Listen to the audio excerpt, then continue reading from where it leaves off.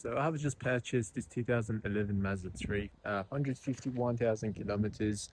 We're gonna go through and see if these cars will buy in 2026 or no. All right, I'll show you around. I'll show you in the car, outside, common issues, and specifically what's wrong with this car, and how we're gonna get them fixed, and how we're gonna get something out of it. So this is how we check the cars before they come in. Obviously, body-wise, just take a quick walk around it. As you can see, we've got a couple of faded headlights, a little bit paint fading, nothing fancy. Cannot come out. Good polish. Headlight on this side like this. This Mazda 3, it's Mazda 3 now, so you don't have the alloy wheels on there. The hubcaps.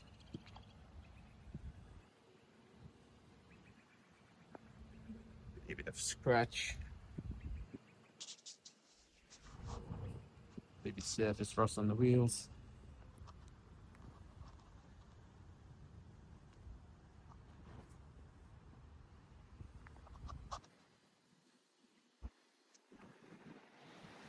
Small dent here. Check the tires. Back is alright. Front is okay.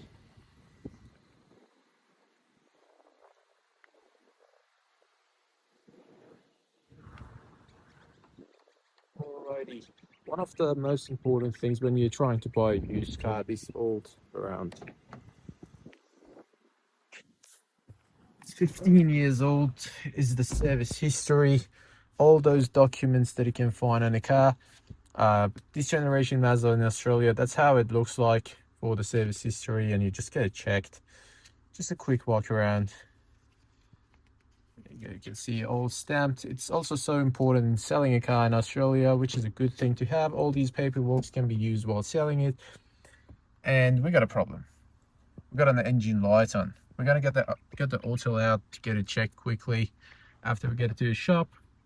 And this generation Mazda 3, I've got a common issue. Let me see if I can zoom it in. You can see the dash rising up a little bit. That's because of the sun. And sometimes you can see like a little bit of sticky dash up there, which this one is not like that. So basically what people do about it, they put a little bit of glue here and they push it down and it goes back to where it was. So if front wheel drive 2-liter engine, nothing fancy about it.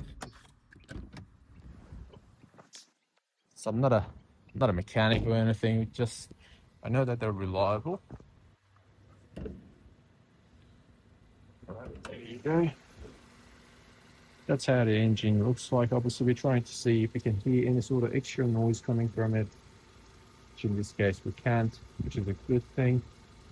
And the common issue that goes wrong with these cars most of the time is the TCM, which is the transmission control module, which is just down there.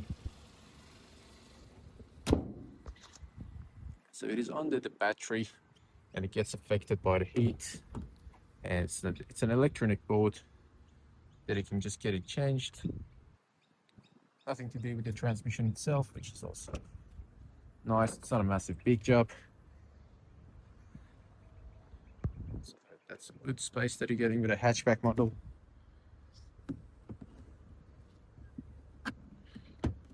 And got a space saver tools. And you got the jack in there as well. Missing a parcel shelf. Not a big problem to have.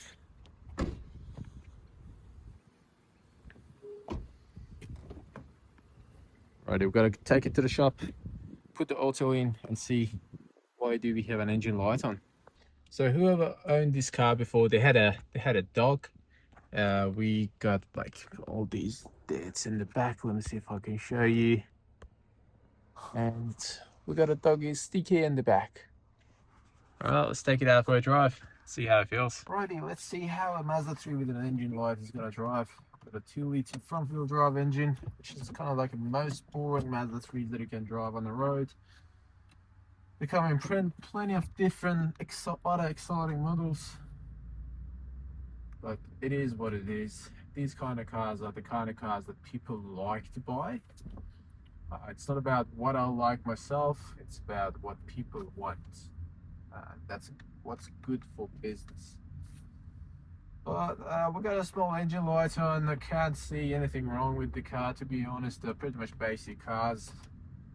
As long as you don't see an AT light on the cluster, that get back to that TCM, which is the transmission control module, you should be alright.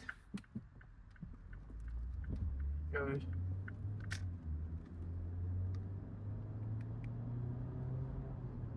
As expected. Nothing super fancy. They're good cars to drive around daily though. Small, practical. What I would say, probably if you can just put a nice display in there, like an aftermarket Apple CarPlay with reversing camera, they go right as well. If you want to compare them with a same year Toyota Corolla, I like the Mazdas more.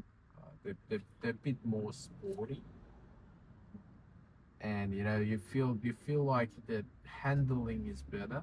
So on like high speeds, you're trying to drive.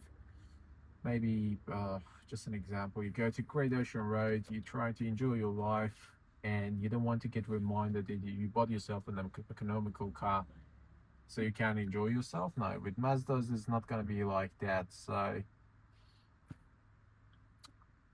you're actually going to enjoy your life a bit, and you get more value for your money. But again, car to car is different, so make sure to get each car looked at with a specialized mechanic, just to make sure what sort of car you're buying. See, not everybody are like us. Not everybody is looking for trouble in their cars that they're looking to buy. Every single car that we buy at a dealership is a project. We do have a list for them. We're gonna write down a list for this car as well, and we're gonna tick the boxes until we sell it, and I'll let you guys know how much I purchased it for, how much it cost me to get it to like the condition that worth selling, and how much profit I'll be making. See what we're gonna do. Nothing fancy about a test drive. Let's go to the shop and double check the auto to see what's the engine code. So we plugged in the OBD, done some research with the auto, and obviously we got P2096 post catalyst fuel trim system 2 lean, and in the other language it's going to be an O2 sensor. That's me just looking up on Google, trying to find out like what's happening with the car, and there you go. At this stage we had enough from the Mazda 3. We've sent it for a car wash to get washed. It's going to get cleaned, it's going to come in. We're going to double check the panels just to make sure that everything is alright with it. We call it a part 1 for this video.